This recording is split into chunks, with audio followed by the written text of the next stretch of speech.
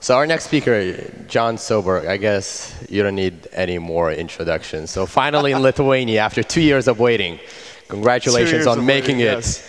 Enjoy. Thank you. All right, hello everyone. Nice to see you. So there's actually a decent number of you here this afternoon. So I'm happy to see that many of you are here, made it. So try to hang in there for a couple more hours. It's not too bad. Although I have a pretty boring topic here, so you'll just have to deal with me. I'll start out briefly. Let me ask a quick question. How many of you are actually actively working in startups now? Can you raise your hands? Okay, a few. And how many of you have pitched for VC money? Not very many. Okay, good. Actually, then hopefully this topic will help you a little bit. So as Andreas and Diana said, I'm Jon Soberg.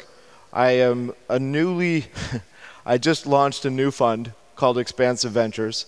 We are unique in Silicon Valley because we're the only early stage fund, I believe, that's doing pretty big checks outside of the US. So 70% of my investments are outside of the US as opposed to inside the US, which is fairly unique. I think you've had 500 startups talk today. Those guys are doing amazing work all over the world. We're a little bit more focused, so we do a little bit bigger checks. So like I say here, we invest globally from Silicon Valley. So it's kind of unique. I have the background of having actually invested in 5 continents now, 50 different companies, sat on boards in multiple different places around the world as well. So it gives me a little bit of context. I won't say that I know that much about every place. I know a little bit about a lot of places. So that gives me a little bit of perspective on fundraising. So the topic today is supposed to be raising Series A, B, and C. But I think realistically, the most important thing is just raising money, period. So let's start there. Rule number 1, fundraising kind of sucks. It's not easy. It's not fun. It's a lot of work, and it detracts from while you're trying to build your company. So talking to people like me is not necessarily it's not the best use of your time. It's not necessarily a great thing for everybody to do, but it's kind of a necessary evil, and I think we see that a lot of people obviously have to do it. So one of the things that I think is not always something people realize is when you are talking to a VC, you're competing with people in just about every industry. So you may be working in mobile apps, you may be working in financial services, you may be working in a lot of different areas, but you're actually competing for money with just about everybody on the planet. So trying to figure out exactly how to compete is actually pretty challenging. And you may be pretty good at what you're doing, but that doesn't necessarily mean that you're going to be top of the list for any VC. So I always give people the first piece of advice for everybody is do your research. So, and the research shouldn't just be, let me look up on Google who's a VC and do they write checks? Because that doesn't necessarily tell you whether or not they're going to invest in your company. If you talk to somebody like me, like I'm saying, I'm investing overseas, but that doesn't mean that I invest everywhere or that I don't have specific areas that I look for. I very much do. So you should pay real close attention to whether an investor writes checks at the early stage, at the later stage. How big of a check do they write? If they have industry preferences, it's very important to understand those, and past investments. So I can't tell you how annoying it is to have somebody come into my office and have a meeting with me and have no idea what I do. And their first question is, so do you write 10 million checks or 1 million checks? Well, is it really worth our conversation if you don't have any idea what I do? I'm not quite sure why that would happen, but it does. Happens every week. And there's a simple answer to that for those people. It's a no. But it's very important. So understand this. Pick your targets really carefully. So when you're looking to raise money for your startup, make sure you know who are the people you should be looking for. Look for people who have invested in your industry. Look for people who know your space. Look for people who write checks that are at your stage. So if you're doing seed or if you're doing an early Series A, look for investors that are doing seed or Series A investments. And all this information is out there. So you can look in many of these places and you can find it. The second lesson is get a good intro. So if you send me, an email cold, or if you send me an airmail, or you send me something that's just kind of out of the blue, I don't have any context. I don't have anything to differentiate you from everyone else who is trying to get money as well. Last year, I think I saw something like 5,000 or 6,000 companies, and I invested in about 1 per 1,000. So what you really have to do is you have to get above the noise. You have to find a way to differentiate yourself. And one of the key things for that is if you come in through a friend of mine, I'm going to probably take the meeting. If you don't come in through somebody I know, then it's not very likely that I'll end up having time to meet with you, just because we're very busy. We have very impacted schedules trying to meet with lots of companies. So I can tell you this is actually from my pitch deck when I'm pitching to my investors. And I have an entire system of how to filter deals so that I don't have to look at all of the companies. And it's something that I think people don't always realize, that we see so many companies that it's really important for us to actually focus our time on the best ones and not to spend time on the ones that are not likely going to get funded. So I actually use people around the world in my network to help me actually say, okay, these companies are worth your time and these companies are not worth your time. And so the network is really important. I pay very close attention to how things come in. And it's one of the lessons that I think everybody should learn. If you're going to go out and raise funds, and it's not unlike this if you're going to go out also and do things like getting a relationship with a corporation or with strategics, you should always just find the right path in. It's worth your time to do that. The next important thing is when you're pitching, you have to have a plan. And your plan has to be not just an operational plan, but also has to be one that fits with your fundraising strategy. So this topic is supposed to be about seed through Series C. At the seed round, when you're raising money, you really should have initial customers. If you don't have initial customers, it's really hard for us to say whether or not your company is going to be one that's going to differentiate from everybody else. So when you're looking for money from a venture capital fund, we look for companies that have proven something to the market. So call it product market fit.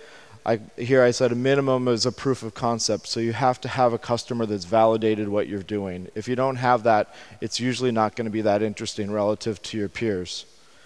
For Series A, which is kind of usually, I don't know, depending on where you are in the world, it can be $3 million or $5 million. Here in Europe, it's often a little bit smaller. It can be maybe $1 million to $3 million is sort of the range. People are looking for a repeatable sales model. And in consumer, that can be that you have a lot of customers, and we know how much it costs you to acquire new customers. In enterprise, that can be a little different, because enterprise, then you're looking at sales cycles and how long it's going to take you to do that. And you have to have some proven economics by the time you're doing this for Series A.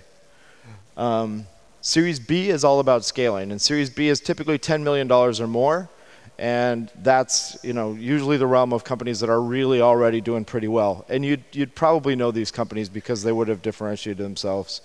And Series C is really, that's like the Ubers of the world. Next lesson is raise a little bit more than you need. So if you think that you're going to raise, to get, say, 12 months of runway or maybe 18 months of runway, what you really want to do is get a little bit more than that, because there's only 2 reasons that companies fail at the end of the day. One is they run out of money, and 2 is that the team quits.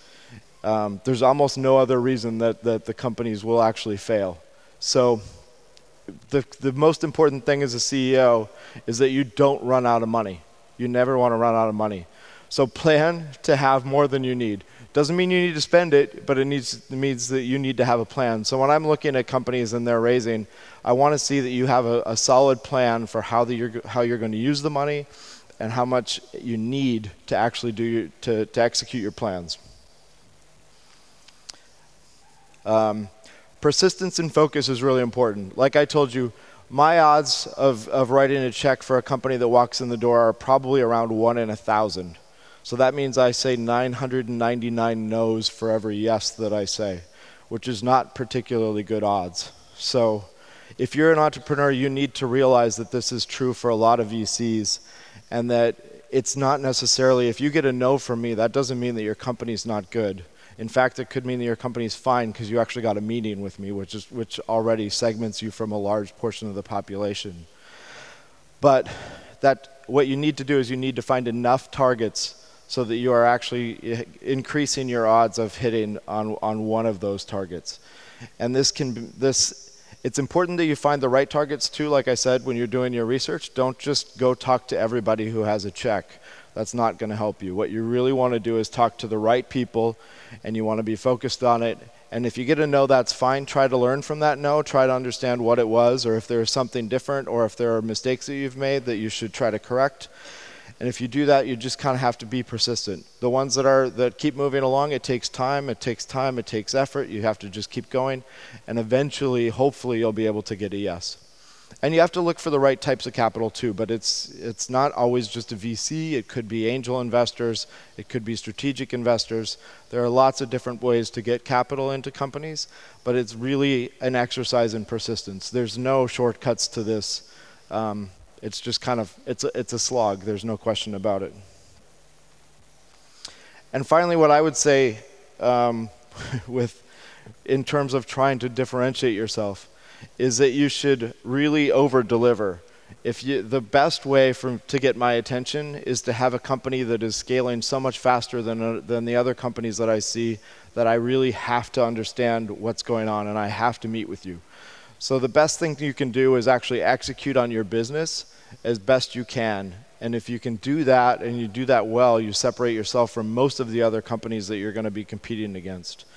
So there's no special magic to raising money. There's no kind of, here's the silver bullet. There's no, if I get a meeting with the right person, that's going to happen. It's a combination of most of the things. But the best thing that people can do when they're trying to raise money, and this goes just about anywhere in the world, is just execute on your business. Continue to execute on your business. Show exceptional growth, and you're going to actually differentiate yourself from just about everybody else that's in the market at the same time. I don't have a lot that's more complicated than that, or more special than that. I had intended to have some time to actually answer any questions. I know that there haven't been very many questions in the previous discussions, but I'm going to do that anyway. Are there any questions that anyone here would like? Anyone has a question about raising capital or wants to ask money from Jon? Now it's your chance. Any amount you ever wanted for any business you ever thought about. Well, if you're not ready yet, I'll start then. Given your financial background. My financial background? Investing in fintech, right? Yeah, I do a lot of investing in financial services and enterprise software. So I can tell you a couple of things about that. So my typical entry is first money in. So I like to do seed rounds and Series A rounds. Checks of maybe $1 million to $2 million, and I focus a lot in financial services. So all this stuff is pretty publicly available for people to see about me in particular. And so that's, if you go through my track record, most of the companies are probably not ones that you would have heard of. There might be one or two that over time you will. I'm an investor in for those of you who know the company Waze, the company that shows you how to drive your car and avoid traffic. His next company is trying to help people avoid fees in financial services products, and I'm an investor in that company. So it's an example of one that got to the finish line, an amazing founder who went back to do his next company, and that's kind of one of the profiles that I definitely look for. Do we already? All right, there's the first question.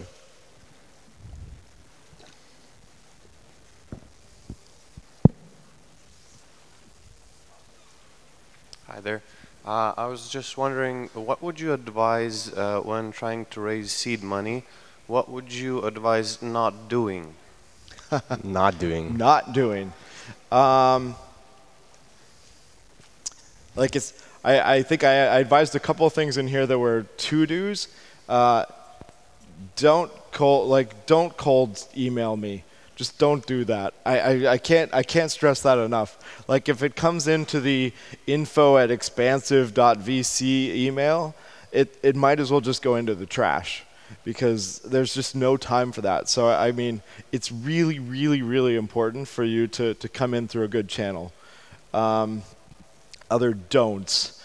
I think don't, when you're raising seed money, don't go to somebody who doesn't invest in your space. So I kind of explained that I do enterprise mostly and I do financial services. So if you come to me with a consumer product or a mobile app or something that's not in a space that I typically invest in, I can just tell you for sure, you're never going to convince me to invest in something I don't know. And it's pretty true for just about any VC.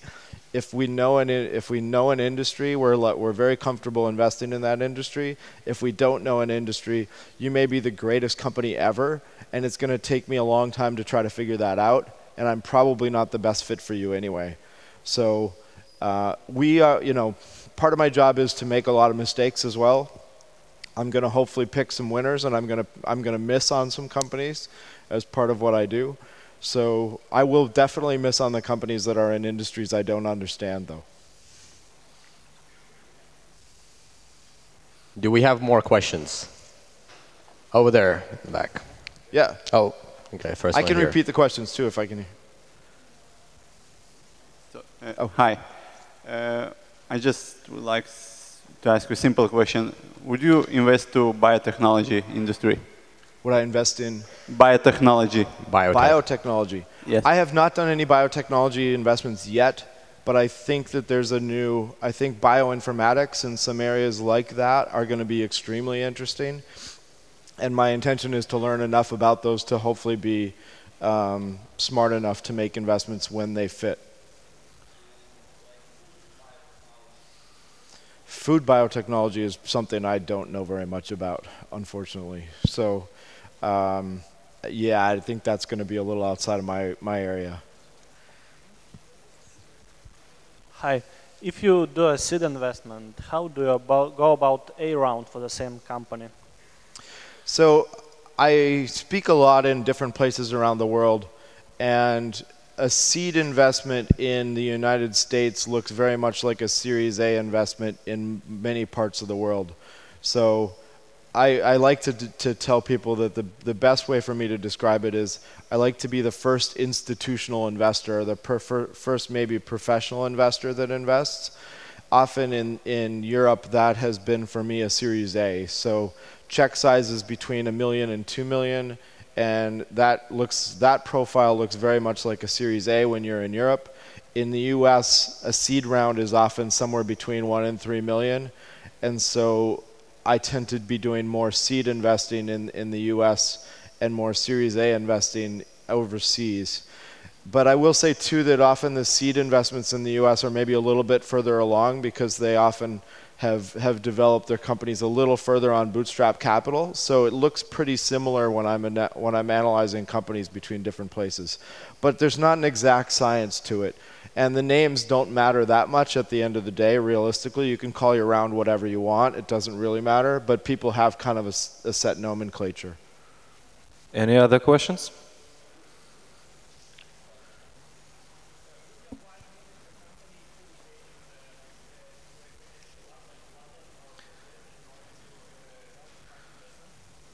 So the question was, would you advise moving to a financial hub like London or Berlin or the US to try to get funding? What I would say is there's a yes and a no both here. If you have a market that you can serve from a place like London or Berlin where there's more capital and you intend to actually stay there and establish yourself there, then yes, you probably have a better shot at getting capital by being in a hub like that. But if you're going to go on a 2-week tour of Berlin or going to visit London to try to meet investors, investors like to invest in teams and companies that they feel comfortable with. So you should think about it that way. But I always tell people the first thing you should think about is your company. Don't move your company because there's investors someplace. Move your company if it makes sense for your company. So if you can operate out of London and it makes sense for you and there's more capital there as well, you may increase your chances of getting capital. But moving your company just because there's more VCs, it doesn't really make sense for you.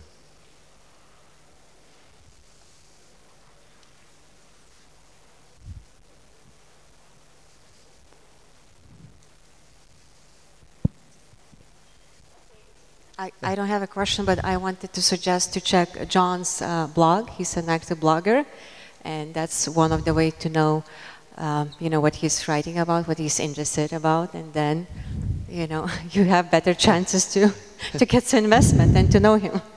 Well, thank you, everyone, and I appreciate the questions as well. I think this is it's been good. Thank you.